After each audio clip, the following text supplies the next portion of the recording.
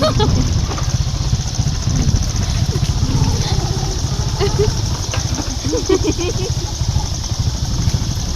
งกระดังใกล้กูเกินมันเลยจากโรมีเบงยังจอดแทนก่อนตัวหอม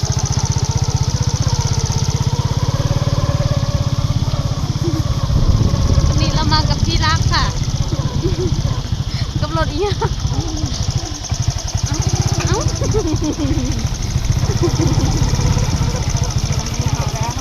ฮักโดยไหลแท้กูใช้เลขยังพอมาซ่ามาแต่นากระเจ้าสบายดีพี่น้องสบายดีFCทุกคนเด้อมาพบพอกันคือเก่าพี่น้องก็บ่ได้เห็นหน้าเห็นตากันจะดนแล้วเนาะมื้อนี้พากันออกนะพี่น้องลงมาขึ้นเถอะกูได้ไหมเอาอย่าง โหลดสภาพโหลดคำที่ไม่ยกก้อยคำโหลดก่อนเห็นอะไรก็เคยหยุกอันนี้จะเป็นหยุกคือมื้อนี้ก็พากันออกมามื้อนะพี่น้องสิมาพากันมาเอาหมกม่วงเนาะเพราะว่าเพิ่นเริ่มสุกแล้วแหละแนมไปก็คือบ่ค่อยดกปานใดบ่ซะแม่นเขาหลักเบิดแล้วบ่มอเตอร์ไซค์ห่างมอเตอร์ไซค์ห่างมอเตอร์ไซค์ห่างพี่น้องทะลักทะเลมาเมื่อนี้ก็อยู่หน้าคลองมาซาพี่น้องเอ้ยพากันออกมาเก็บหมักม่วงไปขายทงเท่าไหร่ทงเท่าไหร่ซ่าทง15,000กีบพี่น้องทงหู4x6กะกลางๆนั่นแหละบ่ใหญ่บ่น้อย4x6ทง10เต็มทงนะ15,000กีบอันหน่วยซุกแน่แล้วก็ก้นเหลืองๆแน่หม่วงต้นพี่น้องอันนี้คือภาพธรรมชาติบ้านนาของเฮาบ้านห้วยยังบ่มีฝนบ้านอื่นนะพี่น้องเอ้ยเขาหาได้กินอื่นแซวๆบ้านห้วยยางผ้าแตก2 มือ3 มือแตกซื่อๆแต่บ่มีฝนตกหาอ้อมเบิดอ้อมรักษาศิวิไลคอนแต่น้องเป็ด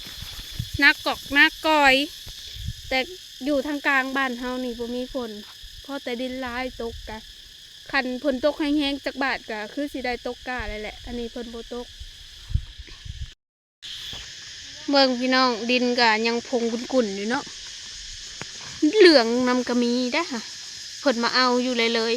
มาเอาทุกมือก็ยังเหลืองนำเนาะสุกนำขึ้นนาดหรือไม่ได้ขึ้นอันนี้คนกะผู้เจ้าบ่อยู่กะเข้ากะมาหลักเอาแน่พี่น้องเพราะว่าเพิ่นเห็ดหัวเห็ดก็บ่อยู่นะเขาปีนเขาโลดของคนบ่ได้อยู่นะขึ้นเฮ้ยโอ้ยังชิเลาะอยู่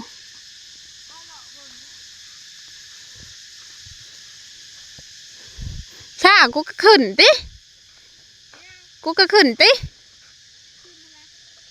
ขึ้นคือกันได้สิขึ้นได้นักเด้นักกระตูปลานี่เด็กก้นเหลืองๆนี่2 หน่วย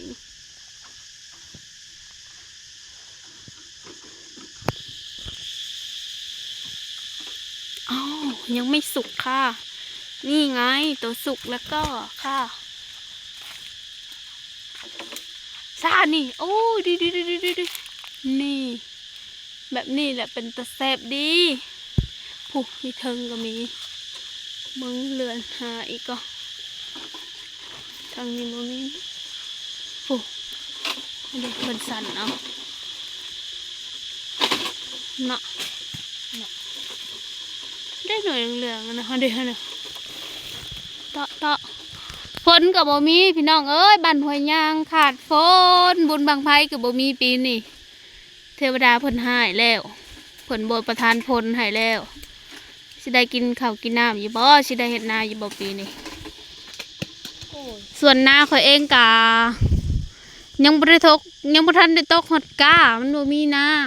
ำนาซามาซ่าให้คักผู้บ่มีน้ำเลย แห้งแรงถ้าฝนตกผู้ใดจังสิได้ตกกะตกมุงเนาะเดี๋ยวสิแม่นเอาหมกม่วงเหลืองๆอันนี้พี่น้องแล้วสิเอามาอ่างเนาะ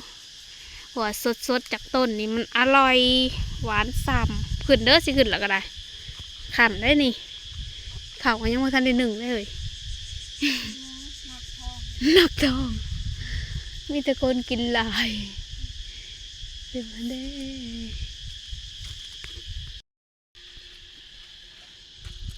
พี่น้องเพิ่นยังบ่ทันสุก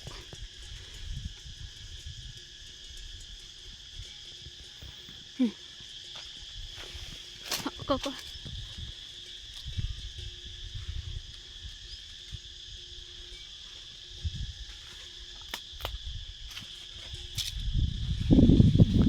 มะม่วงพี่น้องเอ้ยบ่อยากดกวันใดเนาะผู้สาวสาติดปลายโตดโปดข่อยเองไม่ได้ขึ้นดอกพี่น้องสิห้าแม่นเอาบ่อนได้ที่เพิ่นยื้อบ่ถึงเขาก็เอาไม้แม่นเอา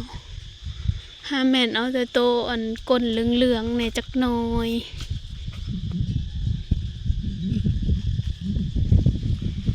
บอยเด้อฝนตกห้ามหัวเด้อบ่มีฝนบ้านเฮาบ่มีฝน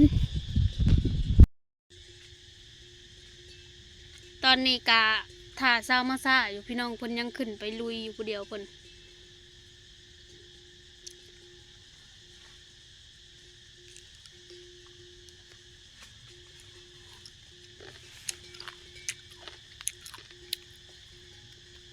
บ่ได้ถือมีดออกมานำถ้ามีดเพิ่นว่าสิออกมากับสาวเปียกข้าวเวียกสาวเปียกน้ำแม่เพิ่นป่วยพี่น้องเอ้ยแม่เพิ่นป่วยเป็นโรคมะเร็งเต้านมกะตอนนี้ก็สุดนักเติบเนาะกะเราก็ถือว่านักเติบเลยพี่น้องไปปัวใส่กับบ่เซาจนว่าเบิดเงินเบิดคำสาวเปียกสาวกล้วยเพิ่นกะได้ดูแลแม่บ่ค่อยได้ไปใส่มาลินน้ำอยู่ดำหน่อยแล้วก็เมื่อนวดให้แม่เมื่อนวดแล้วก็เมื่อทายาเอาเหล้ากินข้าวอาบน้ำนั่นแหละตะกี้ก็สิเห็นไปนำกันเลยดอกพี่น้องกับจุ่มเท้าเพิ่นก็มาลินเดี๋ยวนี้บ่ค่อยได้มาเลยยากละแม่เพิ่นป่วยชาวเปียกชาวผิดคลายตรงกันไหมให้มา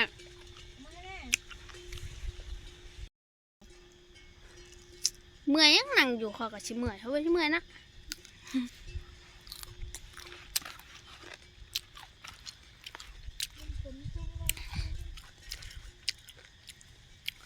ว่าเรื่องเจ็บเรื่องเป็นพี่น้องก็ไม่อยากให้เกิดดอกกับผู้ใดก็ได้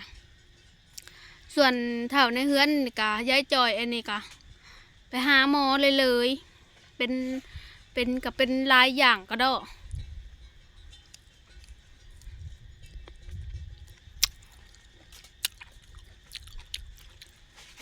เท่าแล้วกะเจ็บอ่อนๆนั่นแอดบัดไปอันหาหมอแล้วเลยอันนั้นกับเป็นอันนี้กับเป็นอันนั้นกับเป็นเมื่อน่ะไปก็ได้ยาทงหูหนึ่งมาสิเบิดเลยแหละดูได้น้ำยาแหละอีแม่กะ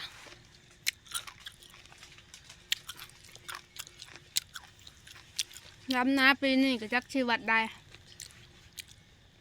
พอทูไทย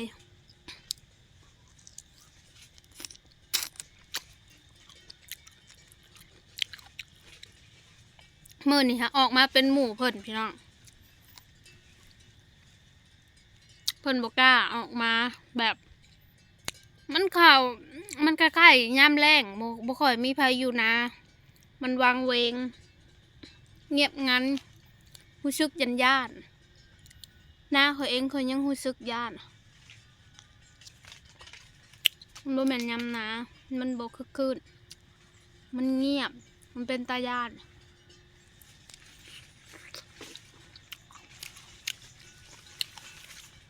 สาดได้จักหน่วยแล้ว 3 หน่อย พอขึ้นไปตะเฮิงฮะ เอามันไปสุกด้วยค่ะ แล้วก็ได้หม่วง3 หน่วย อยู่เพื่อกินถาเด้อ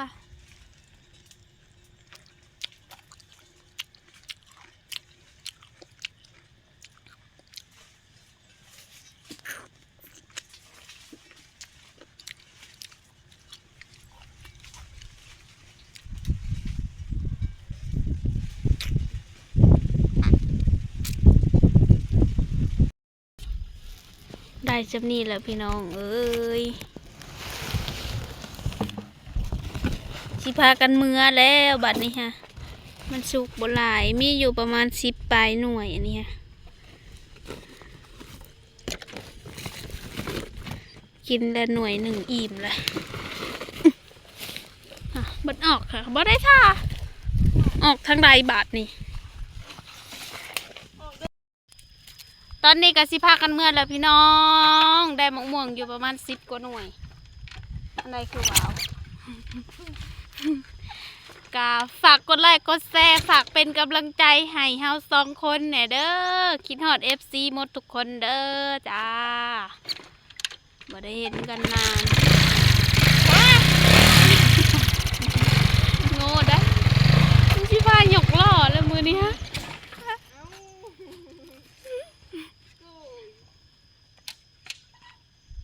ยางรถคืออย่างอ่อนๆเนาะจ้าสิบได้ยางเมื่อซะบ่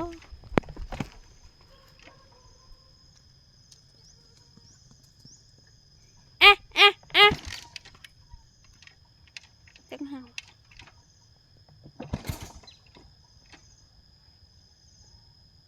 รถบ่ทิ้งบ่ออกมานะไปติดเมื่อเฮาว่าแล้วนะ